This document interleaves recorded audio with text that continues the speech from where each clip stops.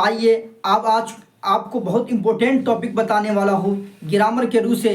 Grammar में 3 सवाल जो ऐसे हैं जो बहुत ज़्यादा कन्फ्यूज़ करते हैं, और इस आज के भी इस सवाल से 3 नंबर पक्का है। सबसे पहला है फेल। फेल किसे कहते हैं? फेल काम को कहते हैं। फेल किसको कहते हैं? काम को कहते हैं। किसको कहते हैं?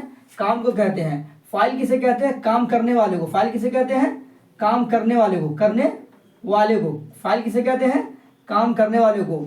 और मफूल किसे कहते हैं? जिस पर काम खत्म हो। मफूल जिस पर काम खत्म हो, जिस पर काम खत्म हो, जिस पर काम खत्म हो। ठीक है, तो फेल काम को कहते हैं, फाइल काम करने के वाले को, और मफूल जिस पर काम खत्म हो।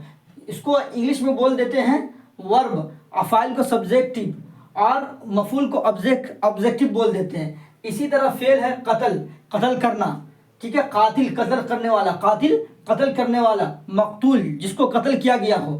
ठीक है, आबिद इबादत करना, ये क्या नाम, सॉरी, अब्द इबादत करना, आबिद इबादत करने वाला, माबूद जिसकी इबादत की गई हो। इसी तरह हुक्म करना, और हाकिम हुक्म करने वाला। ठीक है, महकूम जिसको हुक्म किया गया हो।